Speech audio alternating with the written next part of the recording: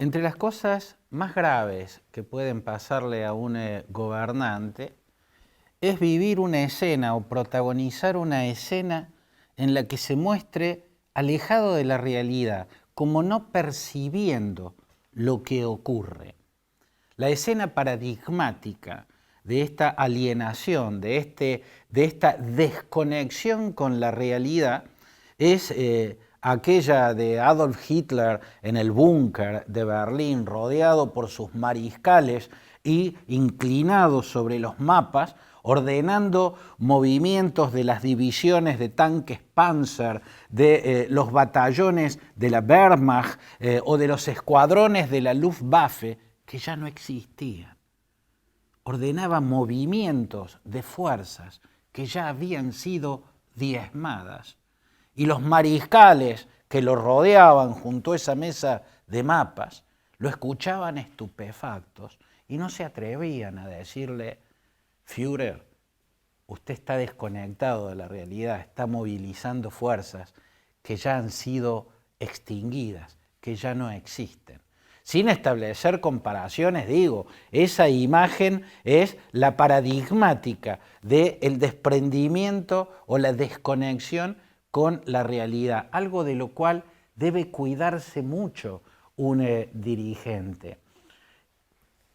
Macri hizo sobrevolar la sensación de desconexión con la realidad el día lunes, cuando la sociedad esperaba sus palabras, porque el día anterior en las urnas había ocurrido algo sísmico y los mercados habían entrado en un tremendo tembladeral. Ya el hecho de que hubiese esperado hasta que cierren los mercados era una mala señal. Es como que el presidente estaba permitiendo que el tembladeral continúe en vez de salir temprano a intentar conjurarlo, para hacer lo que hizo después. Frente a la estupefacción de gran parte de la sociedad, le echó la culpa al resultado. Es como si hubiéramos escuchado al presidente explicar que lo que estaba pasando con el dólar, con el riesgo país, con las acciones de las empresas argentinas, era un castigo divino de los mercados por el pecado que los argentinos acababan de cometer en las urnas. Eso es desopilante, es miserable y es oscuro, es profundamente oscuro.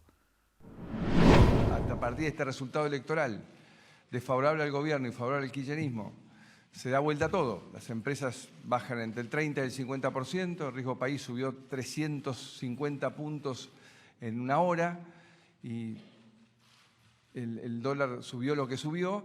Eso demuestra que hay un problema grave entre el kirchnerismo y el mundo, que el mundo no le confía, el mundo económico, el mundo político, no le confía en lo que pretende hacer con la Argentina otra vez. Entonces, Macri estaba azuzando con palabras un tembladeral financiero al que también estaba colaborando Alberto Fernández con su silencio, porque Alberto Fernández también podría haber salido desde temprano a conjurar ese pánico en los mercados que se manifestaba de un modo tan tremendo, porque lo que pasó el lunes y las horas y días subsiguientes nos empobreció más a muchos millones de argentinos.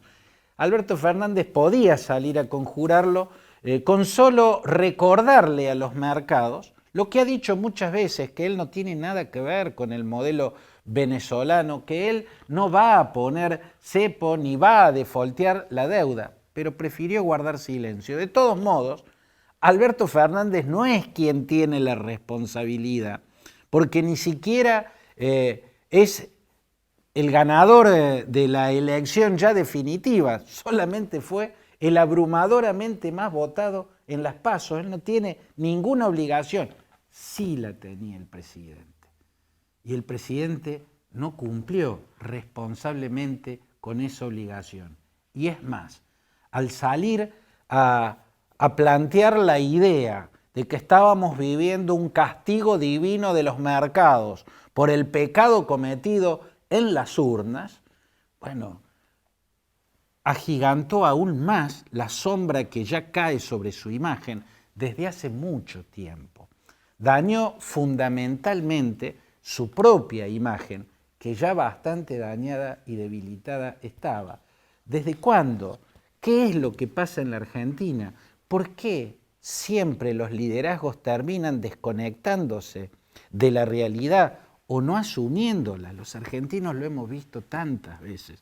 Sin ir más lejos, cuando Cristina, al ver derrotado a su candidato, que era Daniel Scioli, impuso la teoría de que los argentinos habían votado mal, y habían votado mal porque habían sido engañados por los medios hegemónicos de comunicación, y que fue por ese engaño de los medios hegemónicos de comunicación que los argentinos votaron mal y votaron contra Scioli, que era su candidato. O sea, no es la primera vez que vemos a un líder derrotado buscar un culpable ajeno a él mismo. ¿Y por qué pasa esto? Porque yo creo que,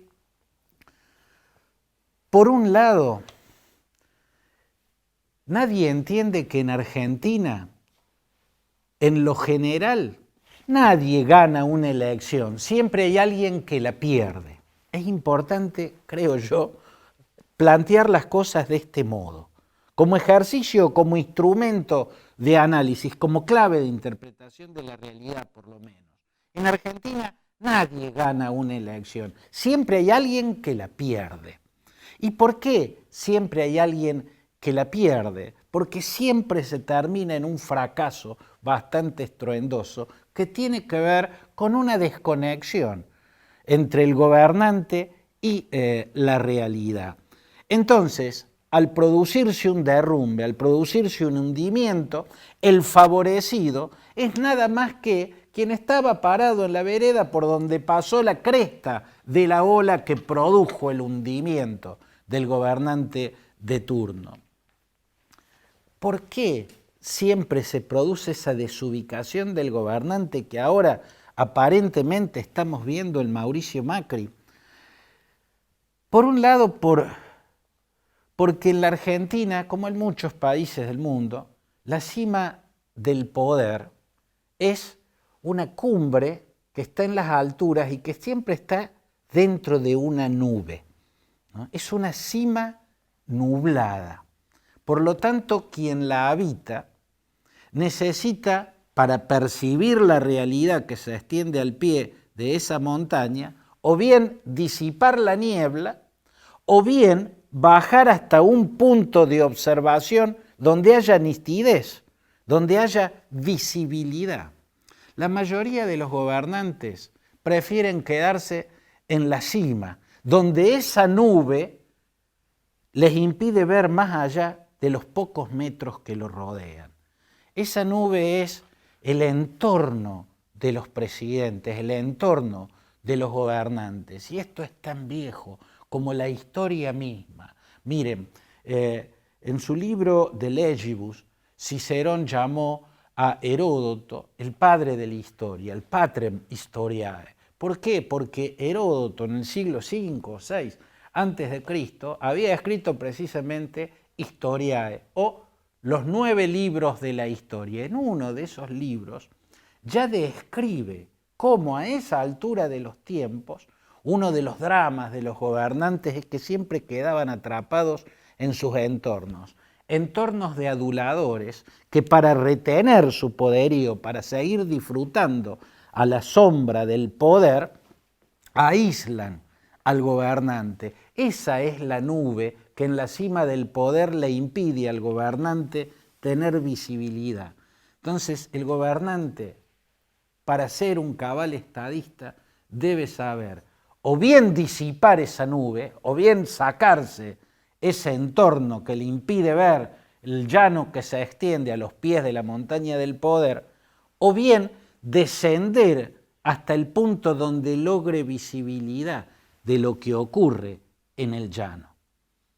Macri no supo hacerlo, evidentemente no supo hacerlo, quedó encerrado en la nube, en la cima del poder, y en esa nebulosa que flota en la estratosfera, Macri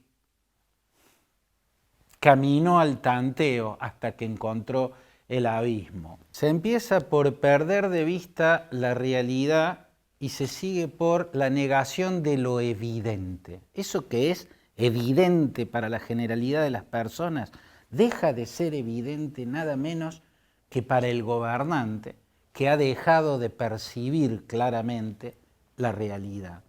¿Y qué es lo evidente en este caso que Macri desde hace tiempo tiene negación de ver? El fracaso de su política económica. Es posible que Macri haya colocado en una dirección correcta la proa del barco, pero está claro que nunca lo pudo poner en marcha para arribar a la costa a la que apuntó la proa, y está claro que además mucha gente fue arrojada por la borda, ¿no? Entonces, una economía que es un barco con la proa bien apuntada, pero que no avanza y que arroja ciudadanos por la borda, es un fracaso, es un fracaso. Es visible desde hace tiempo para muchos, no es visible ni evidente para Macri, por estar adentro de la nube que son Marcos Peña y los otros que han rodeado a Macri y que necesitaron que él siga siendo el presidente. Y la verdad es que en esta página lo hemos dicho muchas veces, como lo vengo diciendo desde hace ya el año pasado por lo menos, en mis columnas en los diarios y las revistas del país y de afuera, donde escribo. Si la prioridad real de Macri era evitar el regreso del peronismo al poder, Macri tenía que dar un paso al costado. Esto era evidente. Si Macri y Marcos Peña de verdad priorizan conjurar el riesgo de un regreso al kirchnerismo, entonces Macri y Marcos Peña tenían que aceptar la realidad de que debían dar un paso al costado. Si Macri daba un paso al costado, era posible hacer las alianzas y la coalición que podía obtener el domingo un resultado muy diferente al que finalmente fue. El resultado que fue es la consecuencia del paso al costado que Macri no dio. Por lo tanto, la responsabilidad de lo ocurrido en las urnas, y por ende del lunes negro que se vivió a renglón seguido, es de Mauricio Macri. Él no solo le puso al oficialismo la fórmula menos competitiva por encabezarla él, no por estar acompañado por Pichetto, esa fue una buena decisión, la única buena decisión. Su postulación le daba al oficialismo la candidatura menos competitiva. Desde hacía tiempo se lo venía planteando un clamor, el país entero escuchaba ese clamor, un verdadero clamor de las bases, no una operación clamor. Tan verdadero era ese clamor que la figura aclamada lo desalentaba, era María Eugenia Vidal. Si Macri daba un paso al costado y María Eugenia Vidal era la candidata, o por lo menos se le daba a ella la posibilidad de armar coaliciones, realmente se podría haber conjurado el riesgo, le ponemos comillas, de un resultado como el que se vivió el domingo. El domingo ocurrió lo que ocurrió porque Macri no dio un paso al costado. Entonces le dio al oficialismo la candidatura menos competitiva, la de él, y además arruinó la competitividad que tenía María Eugenia Vidal, porque impidiéndole adelantar los comicios en la provincia de Buenos Aires, se la hundió. Macri terminó siendo el jefe de una escudería que funde a la mejor de sus máquinas, a la más potente, a la más competitiva. precisamente de este proceso electoral tan particular que está viviendo la Argentina por momentos tan surrealistas, voy a hablar el jueves que viene a las 18 horas en la sede de Nueva Córdoba de la Universidad Siglo XXI, en una cátedra abierta que organiza la universidad. Ahí en la sede de Nueva Córdoba, que es en la calle Ituzaingó, le voy a recordar esta invitación donde vamos a hablar de este proceso electoral después de un corte muy breve cuando hagamos el cierre de esta página.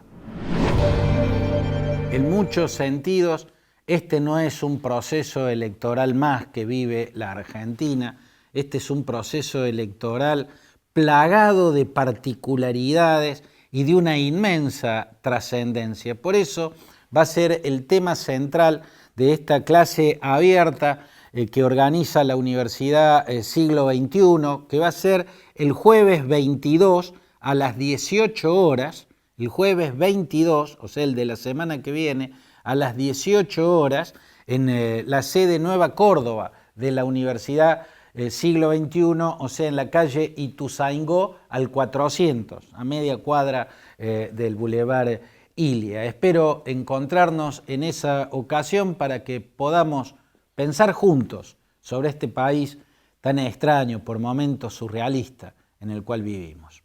Hasta la próxima página.